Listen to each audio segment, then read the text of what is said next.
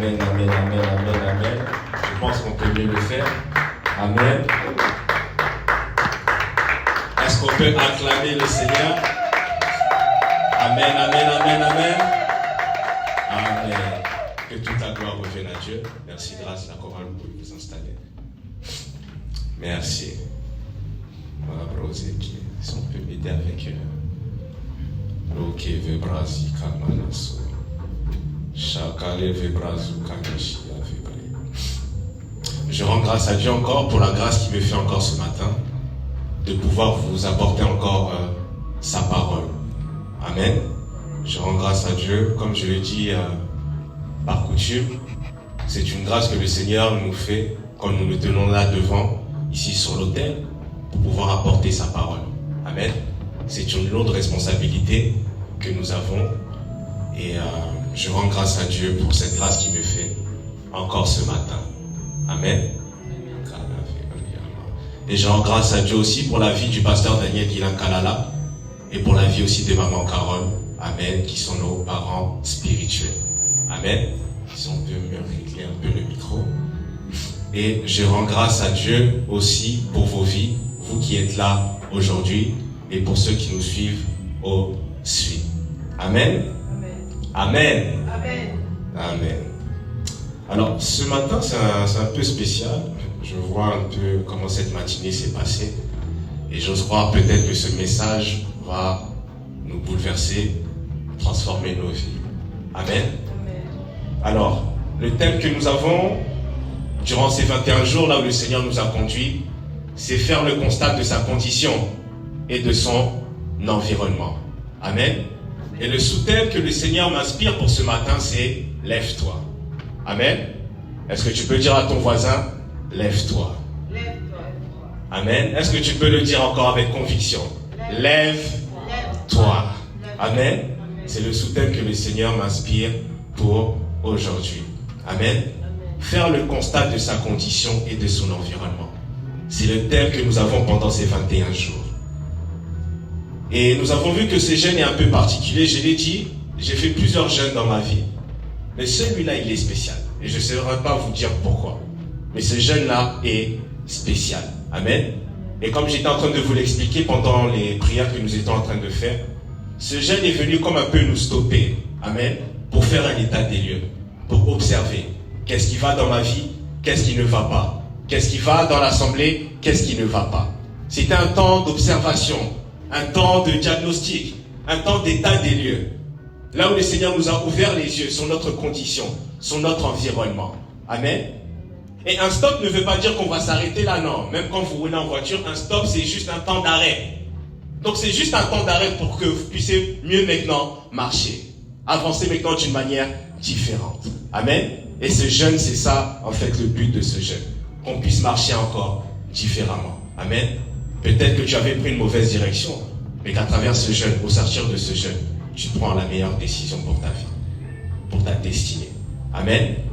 Alors sans plus tarder, nous allons prendre notre texte de base dans Luc 15 à partir du verset 11.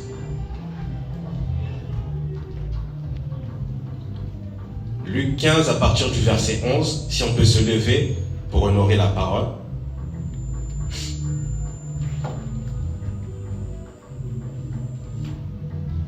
Alors si on peut se lever pour honorer la parole, s'il vous plaît. Luc 15 à partir du verset 11. Et je vais lire la parole. Amen. Il dit encore, un homme avait 2 fils. Le plus jeune dit à son père, mon père, donne-moi la part de bien qui doit me revenir. Et le père leur partagea son bien. Peu de jours après, le plus jeune fils ayant tout ramassé, partit pour un pays éloigné, où il dissipa son bien en vivant dans la débauche. Lorsqu'il eut tout dépensé, une grande famine survint dans ce pays, et il commença à se trouver dans le besoin. Il alla se mettre au service d'un des habitants du pays, qu'il envoya dans ses champs garder les pourceaux. Il aurait bien voulu se rassasier des carouges que mangeaient les pourceaux, mais personne ne lui en donnait. Étant rentré en lui-même, il se dit, combien de mercenaires chez mon père ont du pain en abondance? Et moi ici, je meurs de faim. Je me lèverai, j'irai vers mon père, je lui dirai, mon père, j'ai péché contre le ciel et contre toi. Je ne suis plus digne d'être appelé ton fils. traite-moi comme l'un de tes mercenaires. Et il se leva. Si c'est ta Bible, tu peux souligner ici. Et il se leva et alla vers son père. Comme il était encore loin, son père le vit et fut ému de compassion. Il courut, se jetait à son cou et le baisa. Amen. Amen. Est-ce qu'on peut acclamer le Seigneur pour sa parole? Amen. Amen. Merci Seigneur encore, Papa, pour ta parole. Que tu puisses encore nous parler au nom puissant de Jésus. Amen. Amen. Amen. Amen. Alors, nous venons de lire cette histoire. Ici, Jésus est en train de parler. Vous savez, dans les Écritures, Jésus parlait beaucoup en parabole. Amen. Amen. Et quand vous regardez le début de ce passage dans Luc 15, Jésus est en train de parler en fait qu'il y a de la joie dans le ciel quand il y a une brebis perdue qui se répand. Amen. Et tout ce passage en fait nous parle aussi de la repentance. Et ici, Jésus maintenant va utiliser une deuxième parabole et il va nous parler d'une histoire d'un père et de ses deux fils. Amen. Et l'un des plus jeunes va demander à son père la part de bien qui devait lui revenir. Amen. Et son père, qui le connaissait, amen, va lui donner la part de bien qui devait lui revenir. Amen. Les personnages principaux de ce texte sont le fils prodige et le père. Et il y a aussi l'autre frère, mais vraiment ce passage des Écritures, cette parabole se concentre plus sur le fils prodige et ensuite on nous parle aussi du père. Amen. Et ici le père représente, comme nous le savons, comme Jésus parlait beaucoup en parabole, le père ici représente, excusez-moi, Dieu. Amen. Et le fils prodige peut représenter aussi ta vie. Amen. Il va lui demander une part de bien. Amen. Il va lui demander aussi sa part de bien. Et le père va accepter. Amen. Le père, je pense, connaissant son fils, savait que son fils faisait une erreur. Mais il a laissé. Il a laissé faire cette erreur-là. Parce que j'ai compris quelque chose par rapport à la vie. Des fois, c'est l'erreur vraiment qui va t'enseigner. Oui, oui.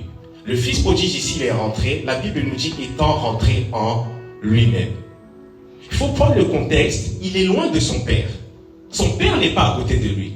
Il y a une distance parce que après quelques jours, la Bible nous dit, il est parti de la maison. Il a quitté la maison familiale. Il est parti dissiper tout son bien dans la débauche. Donc il s'est éloigné de son père. Il a vécu sa vie comme il voulait. Tout ce que son père lui avait donné, il a dissipé, vivant dans la débauche, faisant n'importe quoi avec tout ce que son père lui avait donné. Et il s'est retrouvé un jour à mourir de faim. Et il est parti servir un des habitants là-bas. Et la Bible nous dit qu'il s'est retrouvé au milieu de carouges et de pourceaux. Et c'est là maintenant qu'il va rentrer en lui-même. Mais ce n'est pas le père qui lui a dit, ce n'est pas le père qui lui a enseigné. C'est l'erreur qu'il a enseignée. L'erreur est l'un des meilleurs enseignants aujourd'hui en 2025. Oui. Des fois, Dieu nous connaît, il sait, tu vas forcer la chose, il t'avait dit, va pas, ne fais pas ci, ne va pas avec telle personne, ne fais pas ci. Tu n'as pas écouté, il va te laisser.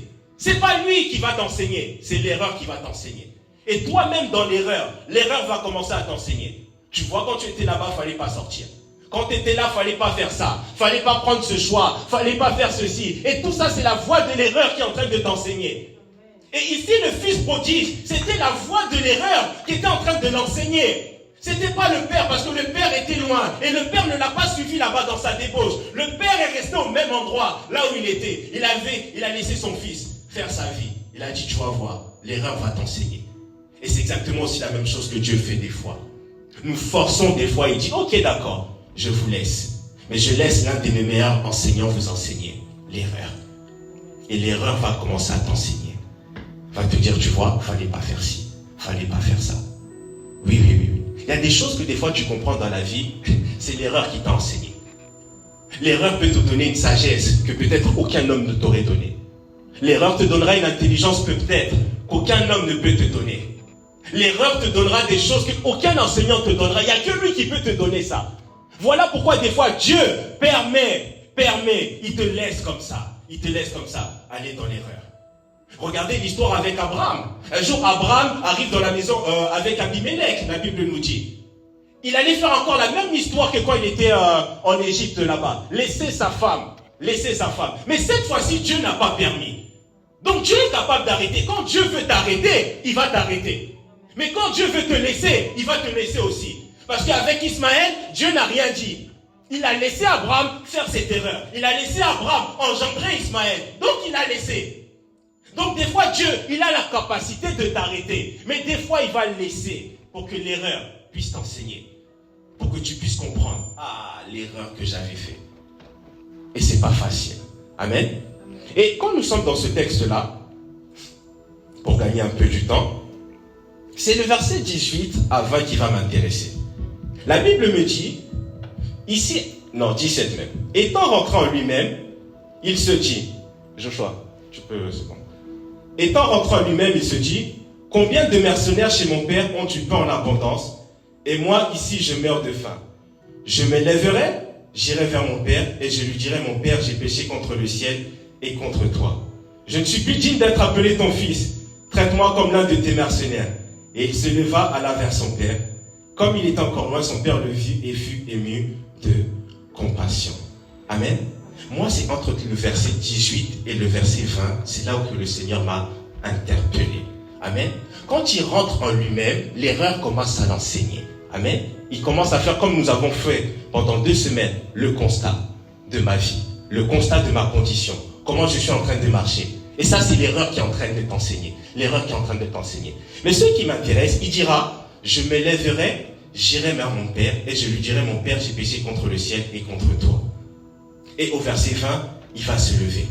Vous savez, entre le verset 18, tout ce qu'il dit dans sa tête, et le verset 20 maintenant, avoir la force de se lever, pour le fils prodige là, ce n'était pas facile.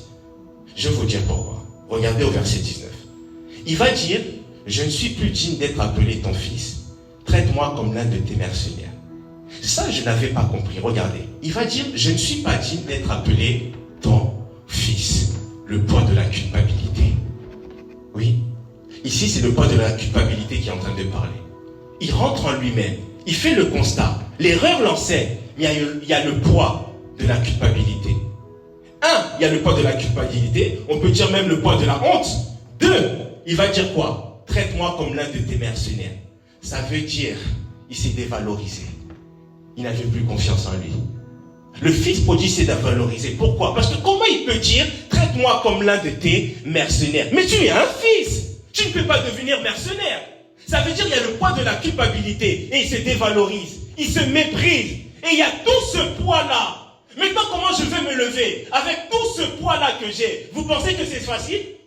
Le poids de la culpabilité, le poids de l'erreur, le poids, il se méprise. Il se méprise, il dévalorise même qui il est, son identité. C'est un fils, mais il dit traite-moi comme l'un de tes mercenaires. Ça veut dire il y a le poids, comme on dit dans ma langue. Et il est kilo pour se lever. C'était compliqué. Et avec tout ça, comment il a fait pour se lever? Mais il s'est quand même levé. Quelle force il a trouvé, quel courage il a fait pour se lever. Vous pensez que c'est facile de se lever du poids de la culpabilité? Du poids de l'erreur? C'est pas chose facile. Mais ici, le fils prodige se lève comme ça dans cette condition-là. Avec tout ce poids-là, il s'est levé. Il s'est levé. Il a trouvé le courage de se lever. Parce que nous sommes en train de faire le constat et le but maintenant, c'est de se lever. Mais j'aimerais vous poser cette question ce matin. Tu vas te lever de quoi? De quoi tu vas te lever? Ici, le fils prodige va se lever de sa culpabilité. Il va se lever de son erreur. Il va se lever de comment il est en train de se mépriser et de se dévaloriser. Le fils prodige se lève de ça. Et toi, pendant ce constat, pendant le constat de ta condition et de ton environnement, de quoi tu vas te lever? Ici, le fils prodige se lève de ça. De le poids qu'il avait, la culpabilité et tout ça. Et je peux vous dire que c'est chose qui n'est pas facile. De se lever d'un poids de l'erreur. Une erreur qui te travaille tous les jours. Le poids de la culpabilité, de tout ça. Il se lève de ça. Et nous, aujourd'hui, de quoi tu dois te lever? C'est peut-être la frustration. C'est peut-être la honte. C'est peut-être la peur. Il y a beaucoup de choses sur lesquelles on doit se lever. Et c'est ça le plus dur. Pourquoi? Ces choses sont lourdes. Ces choses sont kilos. Et tu n'arrives pas à te lever. Pourquoi? C'est trop lourd. C'est pas facile. Écoutez, je vais vous prendre cet exemple-là. Dans le milieu du médical, par exemple, ça peut arriver. Un médecin qui fait une erreur médicale. Et le patient, malheureusement, il décède. Vous pensez que le médecin, c'est facile pour lui de se lever? De dire qu'il est encore médecin? Avec tout le poids de la culpabilité? Parce que à cause peut-être d'une erreur, il a tué un patient. Vous pensez que ça va être facile pour lui de se lever de ce poids-là? Vous pensez qu'il ne va pas se mépriser? Il est capable même d'arrêter la médecine, d'aller faire autre chose. C'est pas pourquoi? Parce qu'il ne se considère plus comme médecin. Il peut faire autre chose qu'en dessous de médecin. Bien qu'on dise, c'est vrai qu'il n'y a pas des sous-métiers, mais il va descendre au-dessus de son identité. Pourquoi? Le poids de la culpabilité, le poids de l'erreur, le poids de la peur, le poids de la honte, le poids de la déception. Aujourd'hui, en 2025, c'est tout ça, sur ça, on doit se lever aujourd'hui. C'est ça notre condition, c'est ça notre environnement. C'est là où nous n'arrivons pas à nous lever. Pourquoi? C'est trop lourd.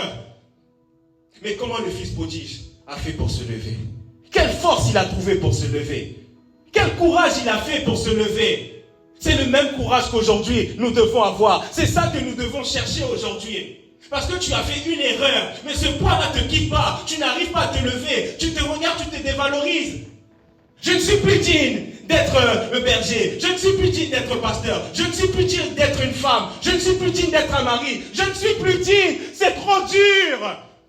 Mais que Dieu nous donne la force, que Dieu te donne le courage aujourd'hui de te lever de cette situation, de te lever de ce poids-là. Parce que c'est possible. Le fils prodige s'est levé de ça. Et c'est chose qui n'est pas facile.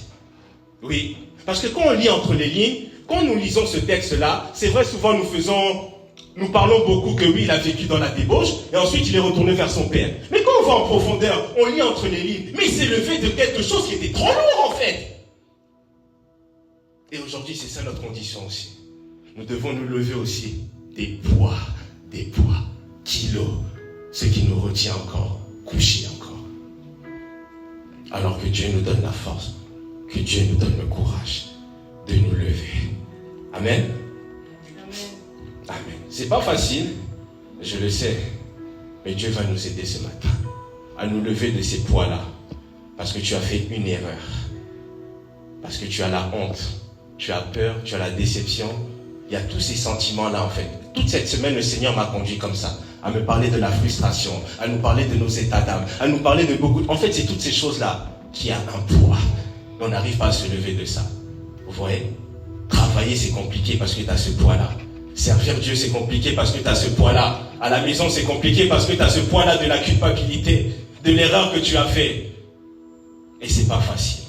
Mais que Dieu nous aide ce matin. Amen. Nous allons prendre un texte dans Jean 5 à partir du verset 1. Et le Seigneur va nous aider ce matin. Amen. Amen. Jean 5 à partir du verset 1, je lis la parole. Après cela, il y eut une fête des Juifs et Jésus monta à Jérusalem. Or, à Jérusalem, près de la porte des brebis, il y a une piscine qui s'appelle en hébreu Bethesda et qui a 5 portiques. Sous ces portiques étaient couchés un grand nombre des malades, des aveugles, des boiteux, des paralytiques, qui attendaient le mouvement de l'eau. Car un ange descendait de temps en temps dans la piscine et agitait l'eau. Et celui qui descendait le premier après que l'eau avait été agitée était guéri, quelle que fût sa maladie. Là se trouvait un homme malade depuis 38 ans. Jésus, l'ayant vu coucher et sachant qu'il était malade depuis longtemps, lui dit, « Veux-tu être guéri ?» Le malade lui répondit, « Seigneur, je n'ai personne pour me jeter dans la piscine quand l'eau est agitée et pendant que j'y vais, un autre descend avant moi. » Amen. Je vais m'arrêter là, excusez-moi là, pour le moment. Et je continuerai après avec ce texte. Amen. Ici, dans ce texte-là, nous sommes en train de nous parler d'un endroit à Jérusalem qu'on appelle la piscine de Bethesda. Amen. Et nous sommes en train de parler du constat, de la condition et de notre environnement. Ici, la Bible nous montre aussi la condition de toutes ces personnes et de l'environnement. On nous dit qu'il y avait des malades qui étaient sous un portique. On nous parle des malades, on nous parle des aveugles, on nous parle des boiteux et on nous parle de paralytiques. Amen. C'était leur condition. Ils étaient tous là. Et ce qui m'intéresse par rapport à ce texte-là, si vous prêtez bien attention, on nous dit qu'ils étaient couchés. Amen. Ils étaient couchés. Donc ils n'étaient pas debout. Le sous-thème, je vous ai dit, c'est quoi? Lève-toi. Mais ils étaient tous comme ça dans cette condition-là. Ils étaient couchés. On nous parle de malades, de boiteux, des paralytiques et des aveugles. Amen. Ça, c'était leur condition à eux. Mais aujourd'hui, en 2025, c'est nous en fait. C'est nous qui sommes couchés dans nos endroits. C'est nous qui sommes couchés des fois dans nos assemblées. dans nos maisons. Ce sont nos conditions. Nous sommes couchés, nous n'arrivons pas à nous lever. Pourquoi? Le poids. Le poids. Et ça fait que nous sommes malades aussi. Nous n'arrivons pas à nous lever. Et nous sommes cloués, comme ici, ces malades-là. Amen.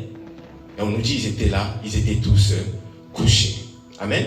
Et ce qui m'intéressait par rapport à ce texte, comment le Saint-Esprit m'a conduit, on nous parle de malades, des aveugles, notez bien des aveugles, des boiteux, des paralytiques, qui attendaient le mouvement de l'eau. Amen. Premièrement, on nous parle des malades, et ensuite on nous dit quoi? Des aveugles. Amen. Et suivez-moi bien. Je prends un texte que nous avons beaucoup pris pendant ces temps de jeûne, même avant, dans Genèse 21 à partir du verset 14. Quand on nous parle des aveugles. Abraham se leva de bon matin, il prit du pain et une outre d'eau, qu'il donna à Agar et plaça sur son épaule. Il lui remit aussi l'enfant et la renvoya, elle s'en alla, s'égara dans le désert de Beersheba.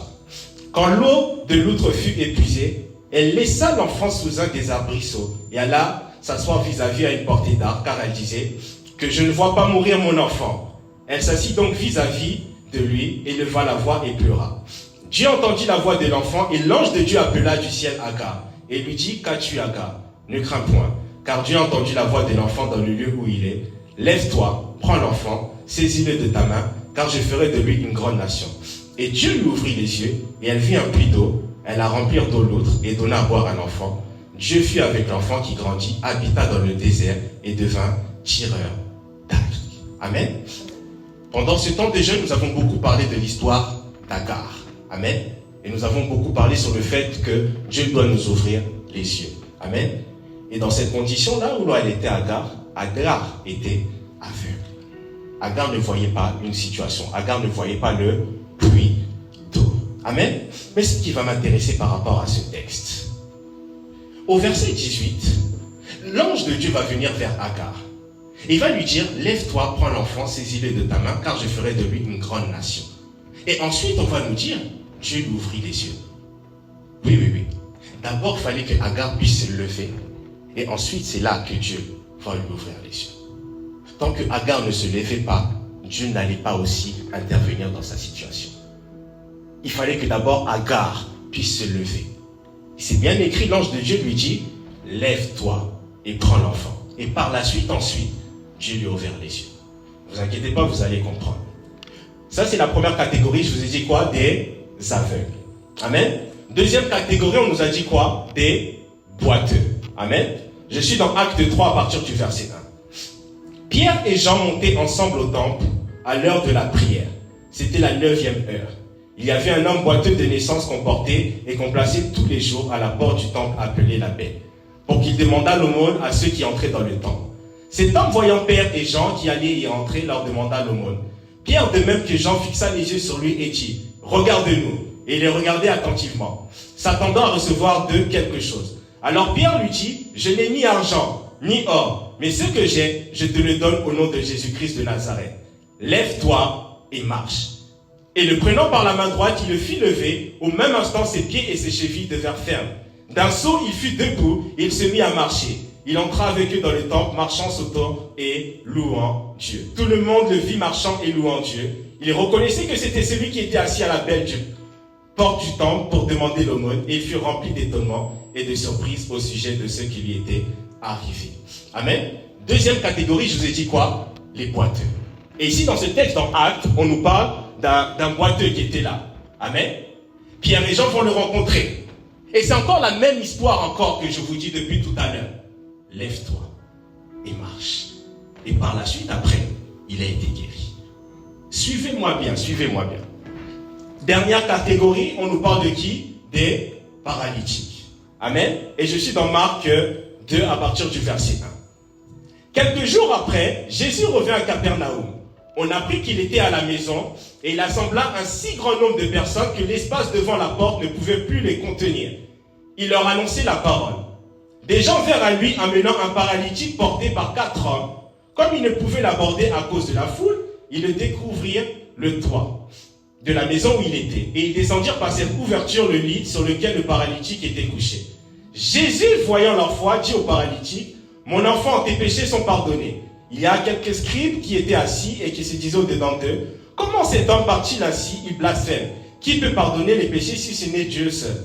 Jésus, ayant aussitôt connu par son esprit ce qu'il pensait au-dedans d'eux, pourquoi avez-vous de telles pensées dans vos cœurs?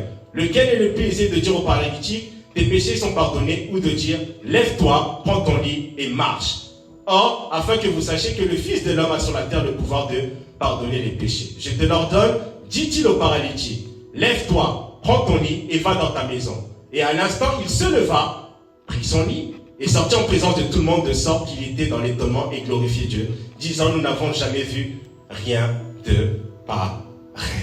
Amen. Troisième catégorie, je vous ai dit quoi? Les paralytiques. Dans les trois catégories que je vous ai parlé, que ce soit les aveugles, les boiteux, les paralytiques, c'est l'histoire de quoi d'abord? De se lever. Lève-toi d'abord. Lève-toi d'abord. Ça veut dire, j'étais en train de réfléchir par rapport à ce texte-là. Et quand nous retournons aussi dans l'histoire du fils prodige. Amen. C'est d'abord l'histoire de se lever. Ça veut dire, Dieu sait qu'il a mis quelque chose au-dedans de vous, qui vous donne cette force-là de vous lever. Oui, oui. Parce que ici, Dieu, Jésus, peut les lever. Il peut leur dire, il peut les prendre par la main, il peut les lever. Mais ça veut dire qu'il a mis quelque chose au-dedans de toi. Il a mis quelque chose au-dedans de nous qui nous donne cette force-là de nous lever. Et sans cette force-là, tu ne pourras pas. Sans cette force-là, tu ne pourras pas te lever. Et Jésus a mis ça au-dedans de nous. Il a mis cette force-là au-dedans de nous pour que nous puissions avoir cette capacité-là de nous lever. Amen. Et ce qui m'intéresse dans ce texte, quand on nous parle maintenant de tous ceux qui étaient ici dans la piscine de Bethesda, on nous dit qu'ils attendaient le mouvement de l'eau. Car il y avait un ange qui venait, s'il vous plaît les enfants, restez calmes. Il y avait un ange qui venait et qui agitait l'eau. Et le premier qui descendait maintenant dans l'eau était guéri. Amen. Ce qui m'a énervé par rapport à ce texte-là, parce que ici l'eau représente aussi la vie. Oui, oui, l'eau c'est la vie. Mais ils étaient tous là en train d'attendre. Or que quand tu as cette chose-là que Dieu a placée à l'intérieur de toi, ce n'est plus l'histoire d'attendre. Tu peux te lever, agiter l'eau et tu seras guéri. Mais ils étaient tous là en train d'attendre. Et vous savez c'est quoi cette chose-là que Dieu a mis à l'intérieur de nous? Qui a cette capacité-là de nous faire lever? C'est la foi. C'est la foi. La foi a cette capacité-là de te lever. La foi a la capacité de te donner cette force-là, le courage de te lever sur ta situation, sur ta condition, sur ton environnement. C'est la foi que tu as en ce Dieu-là. Sans la foi, tu ne pourras pas te lever. Sans la foi, tu n'auras pas cette force-là. Tu n'auras pas ce courage-là de pouvoir te lever. La Bible dit, si vous avez la foi comme un grain de s'élever, vous direz à cette montagne, ôte-toi de là, et cette montagne se déplacera. Ça veut dire si la foi a la capacité de ôter des montagnes, de déplacer des montagnes. L'apôtre Paul parle même dans le livre de Corinthiens, il parle de quand il aura tous les mystères, même toute la foi jusqu'à transporter des montagnes. Donc si la foi a la capacité de transporter des montagnes, la petite foi a la foi de déplacer des montagnes, donc cette petite foi que Dieu te demande a la capacité de te faire lever de ta situation, a la capacité de te faire lever de la peur, de la culpabilité, de la honte, de la déception. C'est la foi. La foi a cette capacité-là de nous faire lever. Et quand tu n'as pas la foi, tu ne pourras pas te lever. Tu ne pourras pas te lever quand tu n'as pas la foi. Et regardez ce texte-là. Dans Agar, il y a quelque chose que je n'avais pas vu. Au verset 14, on nous dit, Abraham se leva de bon matin. Il prit du pain et une outre d'eau qu'il donna à Agar et plaça sur son épaule. Il lui remet aussi l'enfant et la renvoya. Écoutez, je me suis posé la question. Mais, peut-être on a mis un peu trop vite. Abraham se leva de bon matin. Mais dans quelles conditions? Avec quel poids? Parce qu'il doit se séparer de son fils. Mais ça, tu ne peux pas le faire si tu n'as pas la foi. Abraham se leva de bon matin. Et il va se séparer de son fils. Il va donner une outre d'eau, il va donner du pain. Mais comment il fait pour se lever? C'est la foi. Et sans ça, il ne pourra pas se lever. Sans ça, il ne pourra pas donner une outre d'eau. Parce que c'est des choses, c'est impossible. Je ne peux pas faire ça. C'est mon fils. C'est le fils que j'ai engendré. Et comment Abraham a cette capacité-là? Comment Abraham a cette force-là d'aller donner une outre d'eau, d'aller donner du pain pour se séparer de son fils? Mais c'est la foi qu'il a. Et sans cette foi-là, il ne peut pas faire ça. Sans cette foi, Abraham ne peut pas se lever le matin et aller donner une outre d'eau et donner du pain à Agar et à son fils. C'est la foi, c'est la foi, c'est la foi. Si vous n'avez pas la foi, vous ne pourrez pas vous lever. Vous ne pourrez pas vous lever. Et la foi a cette capacité-là de nous lever de notre condition, de là où tu es. Et si tu n'as pas cette foi-là, c'est compliqué. Alors vous allez me dire comment avoir la foi. Mais écoutez, nous avons une parole, nous avons la Bible que Dieu nous a préconisée. C'est la parole de Christ. Il y a toutes les paroles qu'il faut pour avoir la foi. Quand tu es malade, quand tu as quelque chose, tu t'appuies sur la parole. Il est écrit par tes meurtrissures, je suis guéri. Cette parole va produire la foi en toi et tu vas te lever sur ta maladie. Tu vas te lever sur sa condition. La Bible dit que je suis la tête et non la queue. Donc peu importe la situation que j'ai, je veux mettre ma foi sur cette parole-là. Je veux me lever de cette condition. Je veux me lever de cet environnement-là. Pourquoi? Je mets ma foi en la parole de Dieu. Mais si vous ne méditez pas la parole, si vous ne lisez pas la Bible, alors comment vous allez produire la foi? Si vous ne priez pas, si vous n'avez pas cette relation-là avec Dieu, alors comment vous aurez la foi? Comment vous pourrez avoir la foi? Parce que la foi vient de ce qu'on entend, et ce qu'on entend vient de la parole de Christ. Mais nous ne méditons pas la parole. Nous ne méditons pas la parole de Dieu. Et nous voulons avoir la foi. Mais quelle foi tu veux avoir? Je parle de la foi en Christ, de la foi en Dieu. Et quand tu médites cette parole, ça produit en toi la foi. Ta foi est en train de grandir. Ta foi est en train de grandir. Et te donne la force maintenant de te lever sur les conditions, sur les situations. Et même sur les erreurs que tu as faites. Écoutez, quand vous lisez la Bible, un jour je le disais à quelqu'un, la Bible est un livre où on nous parle beaucoup d'erreurs. Des hommes qui ont marché avec Dieu. Et on nous explique comment ils ont fait pour se lever de ces conditions-là. Comment ils ont fait de se lever de cet environnement-là. La plupart, c'est la foi. C'est la foi. C'est la foi. Et si vous n'avez pas la foi, vous ne pourrez pas. Ça va être très compliqué de se lever de ces situations-là. Amen. Regardez. Quand vous lisez le texte de Agar, l'ange va lui dire, lève-toi et prends l'enfant. Mais vous avez oublié quelque chose, Agar est en train de pleurer. Ça veut dire Agar se lève avec des pleurs. Oui, Agar se lève en train de pleurer, mais la foi essuie ses larmes. Oui. La foi essuie ses larmes. Parce que comment je veux me lever? Mon fils est en train de mourir. Mais la foi a cette capacité-là de te lever, d'essuyer tes larmes. Voilà pourquoi on nous dit, marcher par la foi et non par la vue. Par la vue, par la chair, tu vas pleurer. C'est normal. Mais par la foi va te lever. La foi va te donner cette force-là. Et ça va essuyer tes larmes.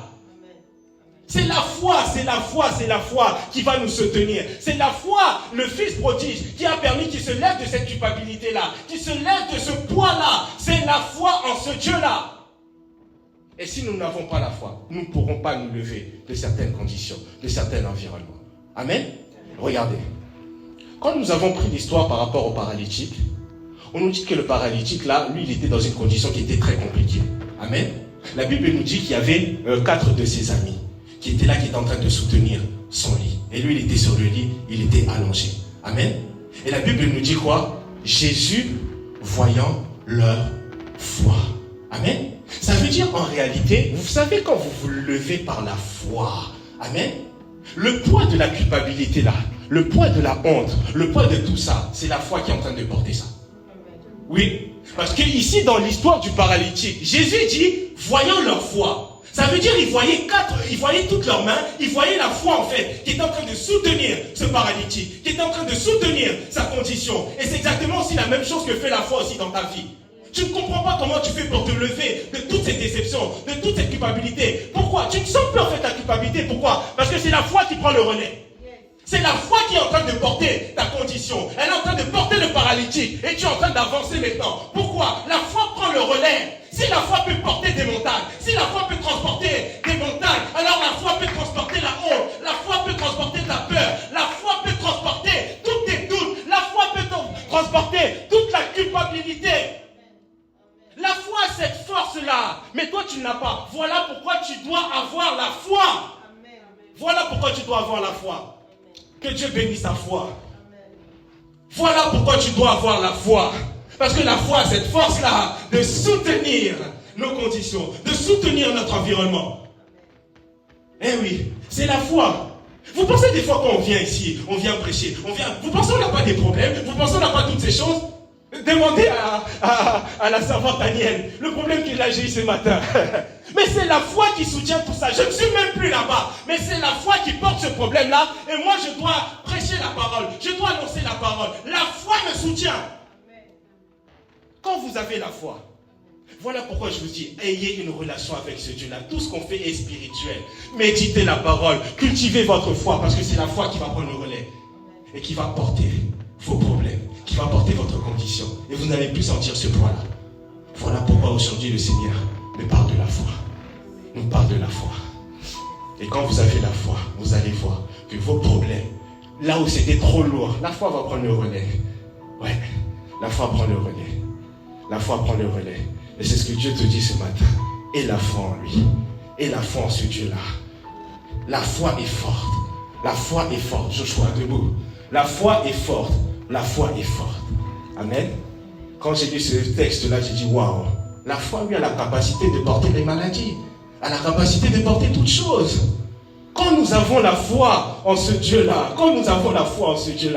voilà pourquoi des fois, il ne faut pas se soucier quand tu as la foi. Ça va porter tous tes problèmes, tout ce que tu as de mental, la dépression, la foi va porter tout ça. La foi va porter tout ça. La foi va porter tout ça. Donc le premier point que j'ai vu avec vous, ayez la foi. On se lève par la foi. Amen.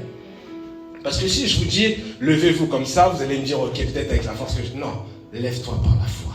Et la foi va prendre le relais. Comme Agar, la foi va essuyer tes larmes.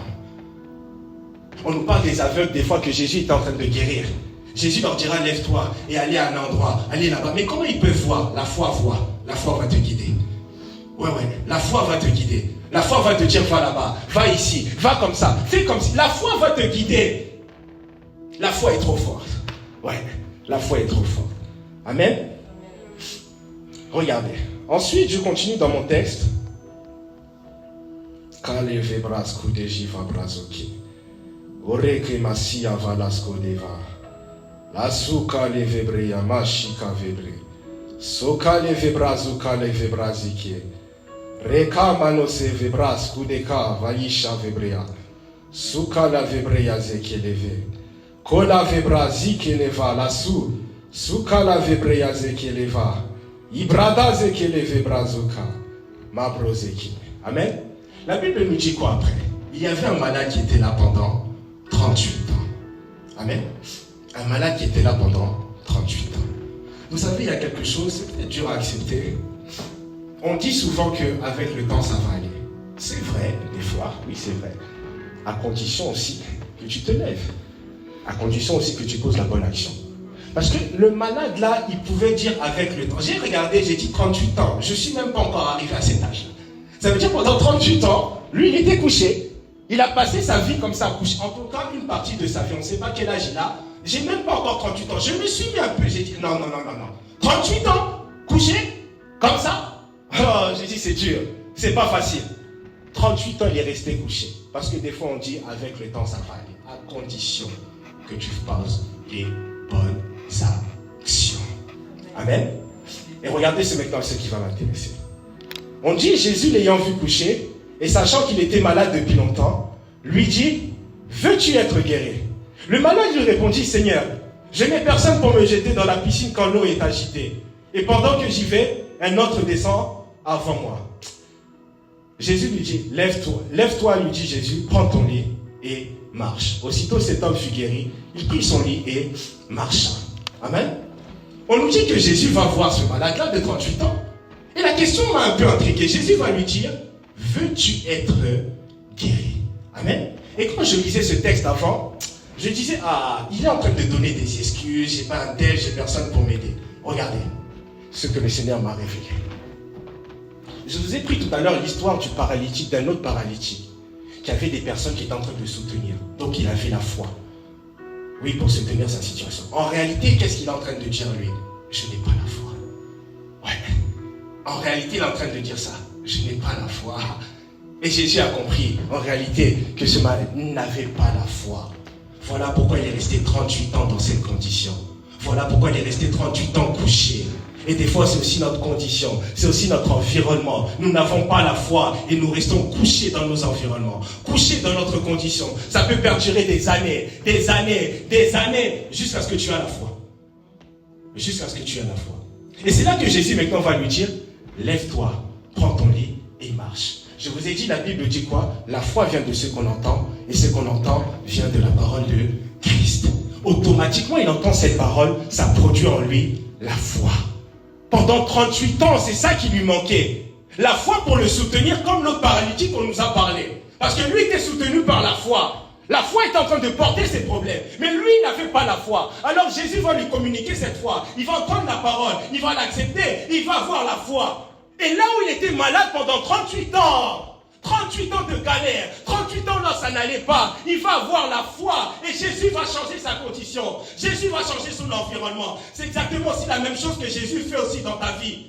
Quand tu l'acceptes comme Seigneur et Sauveur, il vient pour changer ton environnement, il vient pour changer ta condition. Il vient pour changer ta condition. Voilà pourquoi il dit, venez à moi vous tous qui êtes fatigués. Venez à moi, vous tous qui êtes fatigués, et moi je vous donnerai du repos. Je vous donnerai du repos. Jésus est là pour te donner du repos. Il est là pour te faire du bien. Il est là pour changer ta condition. Il est là pour changer ton environnement. Et cet homme-là de 38 ans, maintenant qu'il a eu la foi, sa condition a changé. Son environnement a changé. Et ce qui m'intéresse par rapport à ce texte-là, Jésus va lui dire, prends ton lit et marche. Prends ton lit et marche. Amen. J'avais beaucoup aimé un jour, le serviteur Emmanuel nous avait parlé de ça, en parlant du lit. Amen. Parce que ici, quand on parle du lit, la réalité par rapport au texte que je suis en train de vous prendre depuis tout à l'heure, par rapport à Luc 15, c'est sur quoi en fait, ces situations-là qui sont tellement lourdes, qui nous laissent en fait coucher. Des fois c'est la honte, des fois c'est la peur, c'est la culpabilité, c'est le poids de l'erreur. En fait, le lit, il y a tout ça dans le lit. Il y a tout ça qui nous retient dans le lit. Et ici, le fils, et maintenant ici, l'homme de 38 ans, Jésus va lui dire maintenant, prends ton lit là. Tu vois ton lit pendant 38 ans, là où la culpabilité avait gagné, là où la peur avait gagné, là où le doute avait gagné, là où la honte avait gagné, là où la déception avait gagné, là où il y avait tout ce poids qui te retenait toujours couché, et tu n'arrivais pas à se lever. Prends ce lit là maintenant, et va avec. Va prêcher la parole. Va annoncer. Va dire ton témoignage. Va dire ton témoignage. Regardez, et ce que j'aime bien, le parallèle, c'est avec Agar. La même condition que Agar ne voulait pas voir son fils mourir. Mais une fois qu'elle va donner maintenant de l'eau à son fils, la Bible va nous dire quoi? Que Ismaël devient grand dans le désert et il devient un tireur d'arc. Ça veut dire que les conditions sur lesquelles où c'était tellement lourd, où c'était tellement difficile, où avant c'était une faiblesse, aujourd'hui ça devient votre arme avec laquelle vous allez annoncer la parole. Ça devient votre arme avec laquelle vous allez prêcher l'évangile à toute la création. Ça devient votre arme avec laquelle vous allez prêcher dans vos familles, auprès de vos collègues, dans la rue. Ça devient votre arme. Le lit devient votre arme. Là où c'était une faiblesse, là où je n'arrivais pas à me lever de ce lit-là, là où j'étais couché à cause du poids, maintenant la foi m'a donné la force de porter ce lit et de le montrer au monde entier. Regardez mon lit. Regardez la peur, regardez la culpabilité, regardez la honte, j'ai vaincu ça, Jésus m'a donné la foi, regardez, regardez, regardez. Et Jésus fait ces choses, Jésus fait ces choses. Voilà pourquoi les situations que vous êtes en train de traverser, le lit là sur lequel tu es couché, là où c'est tellement lourd, que Dieu te communique cette fois-là, tu verras dans les jours à venir, comme Ismaël, celui-là deviendra fort et ça deviendra ton arme avec laquelle tu prêcheras l'évangile. C'est ça aujourd'hui l'évangile. Aujourd'hui tout est beau, tout est rose. Non, non, c'est ça la vie en réalité. C'est ça le témoignage. C'est ça que nous devons annoncer. Oui, moi j'étais dans la peur. Oui, moi j'étais dans la honte. Oui, moi j'avais peur tout le temps. J'avais peur tout le temps. Mais la foi a soutenu ma peur. Et maintenant je peux prêcher la peur. Je peux montrer la peur. Et c'est ce que Dieu veut que nous puissions faire. Voilà pourquoi le lit là où tu es couché, demain ça deviendra ta force. Mais aie la foi. Et c'est avec ça que tu vas aller prêcher l'évangile dans le monde entier. Et c'est ce que Dieu fait. C'est ce que Dieu veut te communiquer ce matin. Voilà pourquoi il te faut la foi. Voilà pourquoi il nous faut la foi. pour nous lever de ces conditions-là, de nous lever de ces environnements-là. Il nous faut la foi. Voilà pourquoi ce matin, Dieu nous dit, lève-toi, mais par la foi. Et quand tu as la foi, tu vas te lever. Quelles que soient les situations, quel que soit tout ce qui peut arriver, je t'assure que ta condition va changer. Pourquoi? Parce que tu as la foi. Vous voyez? Parce que tu as la foi. Voilà pourquoi nous devons avoir vraiment cette relation particulière avec le Seigneur. Nous devons méditer jour et nuit, cultiver vraiment cette intimité. Parce qu'il n'y a que là-bas que votre foi va grandir. Il n'y a que là-bas que vous aurez la foi. Il n'y a que là-bas que vous aurez la foi. Et quand Dieu fait ces choses-là, c'est merveilleux. C'est merveilleux. C'est merveilleux. Et même l'autre paralytique, Dieu lui dira, prends ton lit et marche. Oui, parce que nous devons marcher avec notre lit. Le problème, nous prêchons, mais sans notre lit, nous le laissons. Mais c'est ça, c'est la foi qui t'a soutenu. Pourquoi tu ne montes pas ton lit? Pourquoi nous ne montrons pas notre lit? Nous voulons montrer que nous prêchons bien, nous enseignons bien, nous faisons... Et ton lit? Il y en a, ils ont besoin, parce qu'ils dorment aussi dans le même lit en fait. Ils dorment dans ce lit-là, ils connaissent ce lit-là. Mais ils disent, pourquoi tu l'as caché? Comment tu fais en fait? J'ai besoin de savoir comment tu as fait pour te lever de ton lit. Comment tu fais pour marcher avec? Mais nous laissons notre lit. Nous le laissons là-bas à la maison. Nous laissons tout là-bas à la maison. Or que c'est ton lit, c'est ta force maintenant. C'est ta force. C'est ta force. Agar, qui voulait laisser Ismaël, Ismaël est devenu une force dans le désert. Un tireur d'arc. Ouais. Et ton lit aussi deviendra un tireur d'arc qui annoncera l'évangile. Et le diable ne sera pas content. L'ennemi ne sera pas content. Il s'élèvera, il ne sera pas content. Quand vous lisez ce texte-là, les pharisiens et tout, ils n'étaient pas contents. Ils ont dit à Jésus, mais qui t'a permis de prendre ton lit? Qui t'a dit? Mais c'est Jésus. C'est Jésus qui m'a dit, prends mon lit et marche. C'est Jésus. Eh oui. Alors que cette foi te soit communiquée ce matin. Je prie pour une personne qui n'avait pas la foi, qui était dans des déceptions, la culpabilité, la honte, que Dieu te communique cette foi ce matin. Que tu aies la foi en Jésus. Que Jésus puisse que tu aies cette rencontre comme ici le malade de 38 ans. Et cette rencontre avec ce Jésus-là, il va changer ta condition. Il va changer ton environnement. Il va porter tes problèmes. Il va porter ta condition. Il va porter ton environnement au nom puissant de Jésus. Alors que tu aies cette rencontre-là avec le Seigneur Jésus qui va bouleverser ta vie au nom puissant de Jésus. Au nom puissant de Jésus. Que Dieu nous fasse grâce. Que Dieu te fasse grâce. Au nom puissant de Jésus. Amen. Amen. Amen. Je vais conclure par là. Nous allons retourner dans Luc 15.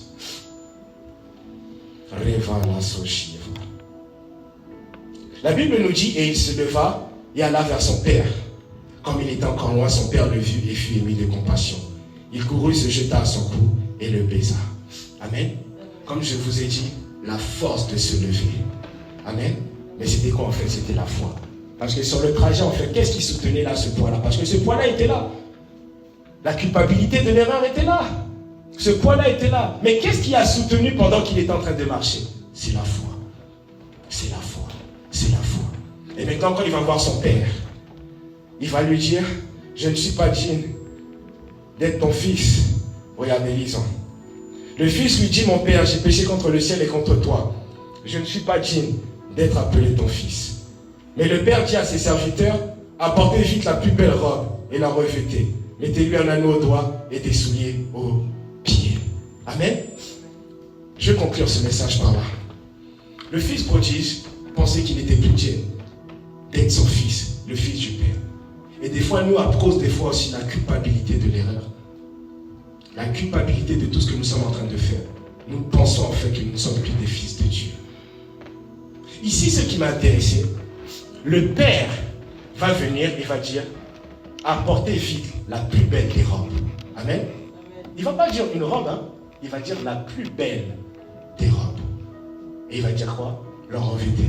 Revêtez-lui cette plus belle des robes. Amen. Mais avant ça même d'abord, avant qu'il lui donne la robe, il a couru vers lui. Il lui a fait un baiser. L'amour de Dieu. Oui, l'amour de Dieu est au-dessus de tout. Il est venu, lui qui pensait, il venait avec le poids de la culpabilité. Il venait avec tout ça. Parce que là, il marchait par la foi. Mais quand il est arrivé devant son père, la chair a pris le dessus. Papa, je ne suis pas digne d'être appelé ton fils. Son père le prend dans les bras. Jésus aujourd'hui te prend dans les bras. Je t'aime. je t'aime. Je t'aime. Peu importe tes erreurs. Peu importe tout ce que tu as fait. Je t'aime. Je suis toujours là avec toi. Dieu est toujours là avec vous. Peu importe vos erreurs. Peu importe tout ce que vous avez pu faire. Dieu est là avec vous. Il vous aime. Son amour est là. Il n'a même pas réprimandé. Il n'a pas dit non, non, non, non. Il est venu, il a couru vers lui. Il a vu de loin. Il a dit mon fils est en train de revenir. Ma fille est en train de revenir. Mon fils s'est levé. Ma fille s'est levée. Et il a pris dans ses bras. Il a dit je t'aime, je t'aime, je t'aime. Il lui a fait un baiser. C'est ce que Jésus aussi fait dans ta vie. Jésus t'aime, Jésus t'aime. Écoutez, on le dit souvent comme ça. Ce ne sont pas des slogans, c'est une vérité. Jésus t'aime. Jésus t'aime. Amen.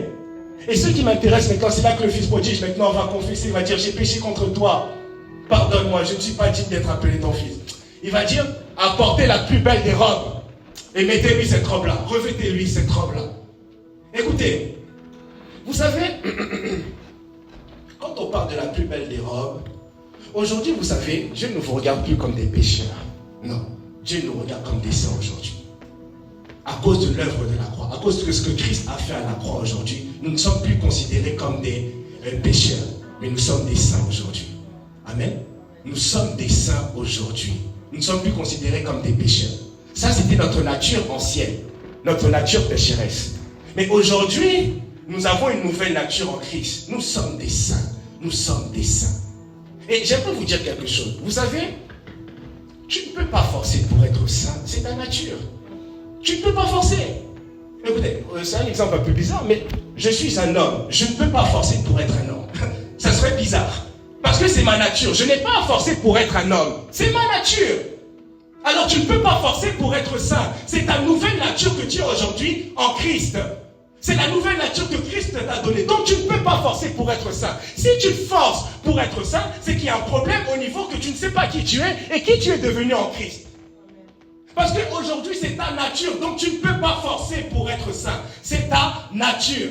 Et quand on nous dit de fuir le péché, on fuit le péché pourquoi? Parce que ce n'est pas notre nature le péché. Ça ne colle plus avec nos nouvelles natures. Voilà pourquoi nous ne pouvons pas cohabiter avec le péché. Nous ne pouvons pas vivre dans le péché. Ce n'est pas notre nature en fait. Quand nous vivons dans le péché. Voilà pourquoi il lui dit, apportez la plus belle des robes, revêtez-lui. Aujourd'hui vous êtes considérés comme des saints. La deuxième chose, il lui dit quoi? Mettez-lui un anneau. L'alliance. Nous avons une alliance avec Christ. Nous avons une alliance avec Christ. Nous pensons en fait que Dieu, il est comme nous les hommes. Dès qu'il y a une chamaillerie, allez, je me sépare, je te laisse. C'est Dieu, c'est Dieu, c'est Dieu, c'est Dieu. Il a une alliance avec nous, il a une alliance éternelle. Vous pensez qu'il est parti à la croix pour rien? Vous pensez qu'il a fait tout ça pour rien? Nous avons une alliance avec Christ. Nous avons une alliance avec Christ. Nous avons une alliance avec Christ. Et il lui met l'anneau. Et la dernière chose qu'il lui met, les souliers. Les souliers. Pourquoi les souliers? Tu es trop resté allongé dans ton lit. Oui, tu n'avais plus de souliers, tu dormais là-bas dans ton lit, tu étais couché. Maintenant, je te donne des souliers pour aller annoncer la parole, pour aller prêcher la parole. Le zèle qui donne l'évangile. Et je te donne les souliers. Maintenant, marche. Allez prêcher dans toute la création.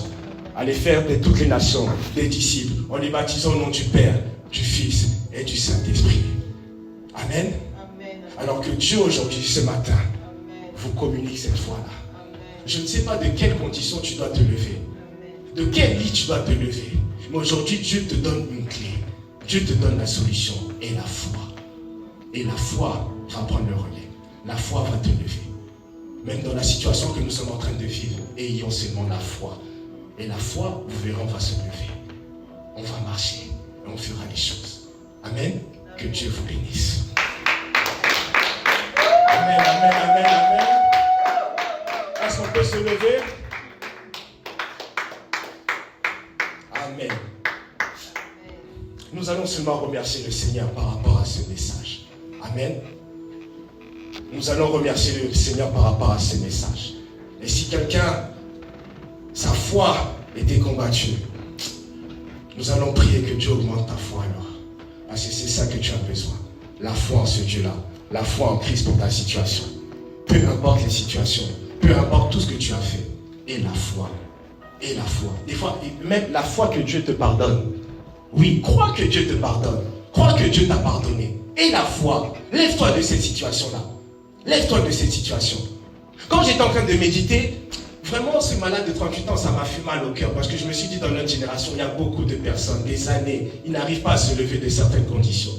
certaines erreurs, de certaines choses qu'ils ont fait. Et ils sont couchés depuis. Mais le Seigneur Jésus vient aujourd'hui et vous dit, levez-vous, levez-vous, levez-vous. Parce qu'il veut faire quelque chose avec vous. Vous êtes aussi utile. Votre témoignage est aussi grand. Il n'y a pas de petit ou grand témoignage. Votre témoignage est aussi grand. Et vous pourrez aider aussi une multitude demain. Alors nous allons prier par rapport à ce message. Père, je te dis merci, Seigneur, encore, Papa, pour ce message. Je prie, Seigneur, Papa, que ce message, Seigneur, Papa, produise la foi, Seigneur. Toutes les personnes, Seigneur, Papa, qui l'écouteront, Seigneur. Qu'il y ait une transformation, Seigneur, Papa, après ce message, Seigneur, Papa. Et qu'une personne, Seigneur, Papa, puisse se lever de sa condition, de son environnement, Seigneur, par la foi, Seigneur, au nom puissant de Jésus. Par la foi, Seigneur, au nom puissant de Jésus. Là où, Seigneur, il y avait la culpabilité, la honte, la frustration, la déception, la peur, le doute, l'humiliation. Là où il y avait tout ça, je prie Dieu ce matin que par la foi tu te lèves de cette humiliation, que tu te lèves de cette honte, que tu te lèves de tout ça au nom puissant de Jésus. Au nom puissant de Jésus, lève-toi de cette humiliation-là, lève-toi de cette humiliation-là, lève-toi de cette honte-là, au nom puissant de Jésus.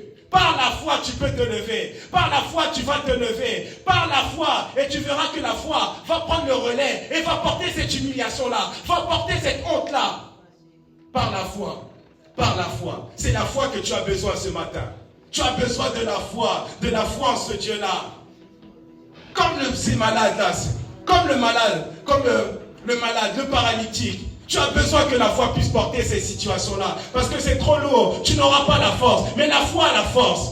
La foi a la force de porter ces situations-là. La foi peut porter tout cela au nom puissant de Jésus. Alors Seigneur Papa, je prie ce matin, Seigneur.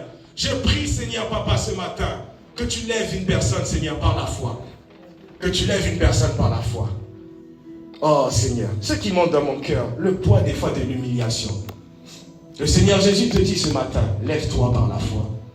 Lève-toi par la foi de cette humiliation-là. Des fois, c'est vrai, ce n'est pas facile. C'est pas facile. Mais lève-toi de cette humiliation-là. Lève-toi de cette honte-là. Lève-toi de cette honte-là. Et tu iras prêcher demain avec celui-là. Tu iras prêcher demain avec celui-là. Il faut se poser des questions des fois dans la vie. Les personnes qui vivent des humiliations, des moments très durs. Mais comment ils ont fait pour se lever? Comment ils font pour être encore debout? Mais qu'est-ce qui les soutient? Mais c'est la foi. C'est la foi, c'est la foi. Il n'y a pas de... C'est la foi seulement qui les a soutenus, qui les a aidés, qui a porté. Alors nous allons prier pour toutes personnes qui ont connu l'humiliation. Toutes personnes qui ont connu l'humiliation. Que Dieu ce matin, Dieu vous dit ce matin, levez-vous par la foi. Levez-vous par la foi. Et vous allez voir qui va faire le reste. Il va te restaurer de cette humiliation-là. Il va te guérir de cette humiliation-là. Il va te guérir de cette honte-là. Il va te guérir. Il va le faire. Comme nous l'avons lu aujourd'hui dans les Écritures. Alors nous prions vraiment pour toutes ces personnes qui sont couchées dans leur lit à cause de l'humiliation. Au nom puissant de Jésus, prions. Seigneur Papa, nous prions Seigneur Papa ce matin. Je prie Seigneur Papa pour toutes ces personnes. Le poids de l'humiliation. Le poids de l'humiliation. Parce qu'ils ont été humiliés Seigneur. Dans la société. Dans leur vie Seigneur Papa. Ils ont été humiliés dans leur vie, dans la société, Seigneur. Mais par la foi, Seigneur Papa, ce matin, tu leur donnes la force, Seigneur Papa, de se lever. Tu donnes la force, Seigneur Papa, à toutes ces personnes, Seigneur Papa, de se lever. Alors, Seigneur Papa, nous te disons merci. Soutiens-les, Seigneur Papa, là où ils sont. Aide-les, Seigneur Papa, là où ils sont, Seigneur. Au nom puissant de Jésus. Et nous prions, Seigneur Papa, pour toutes ces personnes qui sont encore couchées dans leur lit, qui n'arrivent pas à se lever. Ce matin, Seigneur, parce que tu les rencontres. Parce que ce matin, Seigneur Papa, tu leur donnes, Seigneur Papa, cette parole. Levez-vous, levez-vous, levez-vous, levez-vous par la foi. Et que cette parole, ce message, produise la foi en toi, te donne l'énergie. Voilà pourquoi cette semaine, Dieu nous a parlé de la positivité. Que ce message, que cette parole produise en toi la foi. Et que tu te lèves de ta situation. Et que tu te lèves et que tu viennes témoigner. Parce que j'ai écouté ce message que Christ m'a prêché. J'ai eu la foi en ce message. Et je me suis levé. Et je suis parti avec mon lit. Et j'ai commencé à prêcher dans les rues. J'ai commencé à prêcher dans ma famille. J'ai commencé à annoncer la parole. Parce que j'ai entendu cette parole un jour. Alors que Dieu te communique cette foi. Au nom puissant de Jésus. Que ce message, en fait, communique la foi à une personne qui doit se lever. Que ce message communique la foi à une personne qui doit se lever de sa situation, qui doit se lever de son lit. Au nom puissant de Jésus. Que ce message te lève de ta situation, te lève de ta condition, te lève de ton environnement. Au nom puissant de Jésus. Au nom puissant de Jésus. Et c'est comme ça que le malade de 38 ans, parce qu'il s'est levé par la foi, il a quitté la piscine de Bethesda. C'était plus sa condition. C'était plus son environnement. Il devait maintenant aller autre part, par la foi maintenant. C'est la foi qui est en train de le conduire. Va là-bas, va prêcher avec ton lit. Va là-bas, va prêcher avec ton lit. Va là-bas, va prêcher avec ton lit. Va là-bas, tu vas prêcher avec ton lit. Et ta condition change, ton environnement change. Pourquoi? Tu t'es levé par la foi. Alors que Dieu nous bénisse. Que ce message vraiment produise du bon fruit au-dedans de chacun d'entre nous. Et qu'il nous transforme. Et qu'on puisse se lever de là où nous devons nous lever. Chacun d'entre nous, peut-être pendant que tu es en train d'annoncer cette parole, sait quel est ce point-là en fait qui le retient. Quel est ce point-là qui l'empêche de se lever? Quel est ce point-là qui l'empêche de se lever? Quel est ce poids qui t'empêche de te lever? Tu le sais. Pendant que je suis en train de parler, le Saint-Esprit est en train de parler à ton cœur. Tu sais le point-là qui est en train de te retenir. Tu sais ce point-là qui n'arrive pas, avec lequel tu te bats. Tous les matins, tu as ce point-là quand tu te lèves. Et tu n'arrives pas à te lever. Tu n'arrives pas à oublier tout ce que tu as fait. Tu n'arrives pas à oublier ton erreur. Tu n'arrives pas à oublier toutes ces choses. Tous les matins, tu te lèves avec ce poids. Mais ce matin, Jésus te dit, lève-toi. Lève-toi par la foi. Et je vais me charger du reste. Amen. Amen. Que Dieu vous bénisse. Amen. Est-ce qu'on peut acclamer le Seigneur? Est-ce qu'on peut acclamer le Seigneur? Amen, amen, amen, amen, amen. Que Dieu nous bénisse. Amen, amen, amen, amen. Que toute la gloire revienne à Dieu. Amen. Et j'ose croire que ce message va bouleverser nos vies, va nous transformer. Et toute personne qui écoutera ce message sera transformée et pourra se lever de sa condition et de son environnement. Au nom puissant de Jésus. Amen. Est-ce qu'on peut acclamer le Seigneur? Amen, amen, amen, amen. Amen. Alors nous allons passer au temps des offrandes. Nous allons passer au temps des offrandes. Nous allons apporter nos offrandes dans les paniers ou soit sur PayPal. Amen. Alors je t'invite à prendre ton offrande. Si tu as ton offrande, même les moments d'offrande sont importants quand il y a les cultes. Amen. Alors si tu as ton offrande, tu pries avec ton offrande. Tu pries avec ton offrande avant de la déposer dans le panier ou avant de la porter sur PayPal. Tu pries pour ton offrande et ensuite tu viens la porter. Amen. Et si la chorale peut nous accompagner.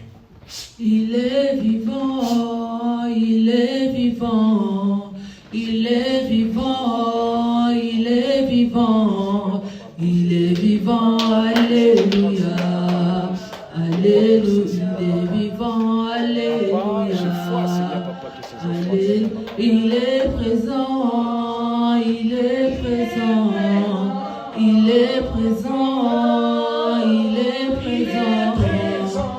Il est présent, alléluia, alléluia, il est présent, alléluia, alléluia. Encore. Il est puissant, il est puissant, il est puissant, il est puissant, il est puissant, alléluia, alléluia, il est puissant.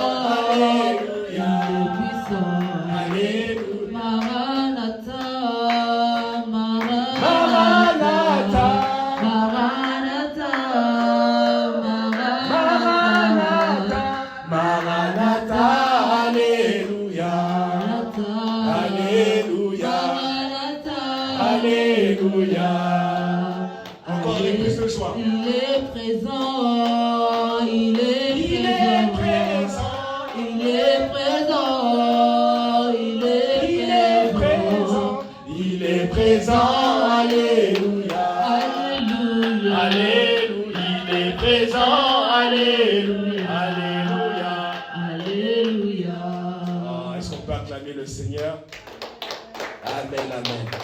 Seigneur, nous te disons merci, Seigneur, encore, Papa, pour ces offrandes, Seigneur, qui sont apportées, Seigneur, Papa, ce matin, Seigneur, Papa, dans ta maison.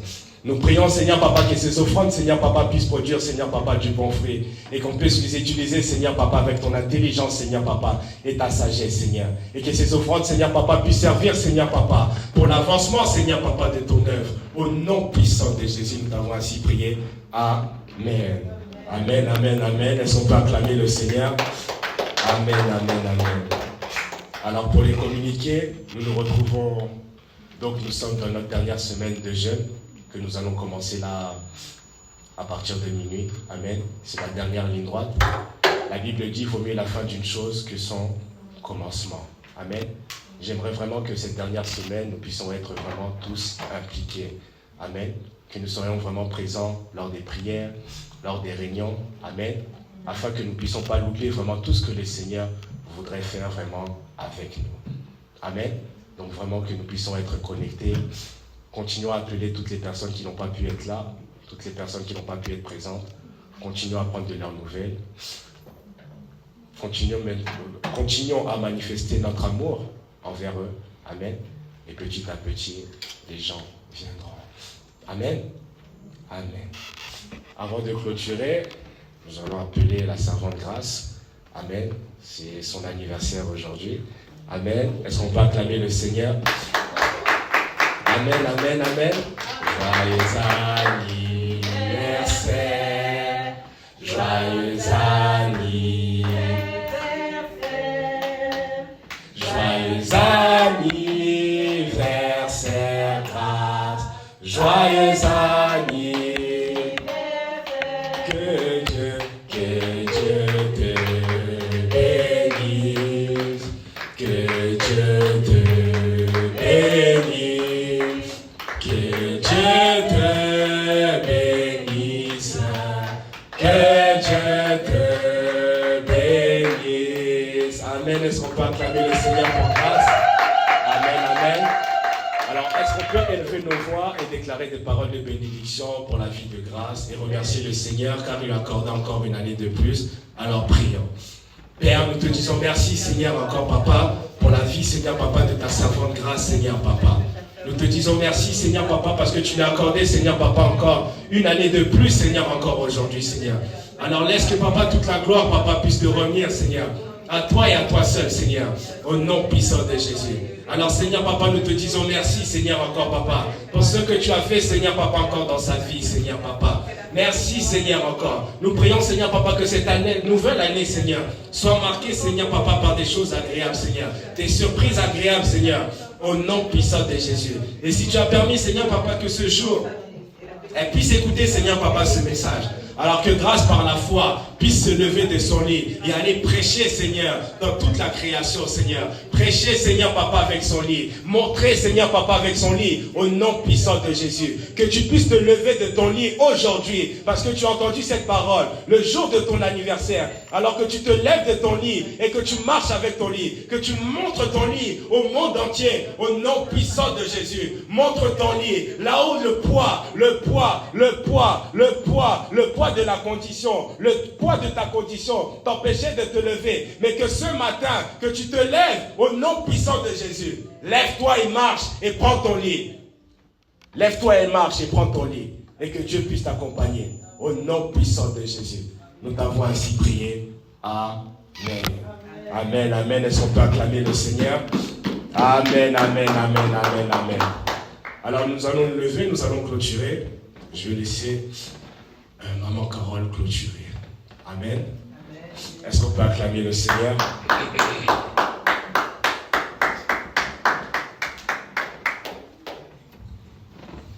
Alpha, Omega, Alpha, Omega, le Dieu de tout temps, qui conduit nos pas, Alpha, Omega.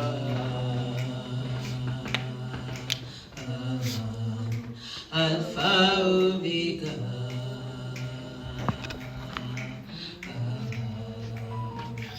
Alpha, Omega, Alpha,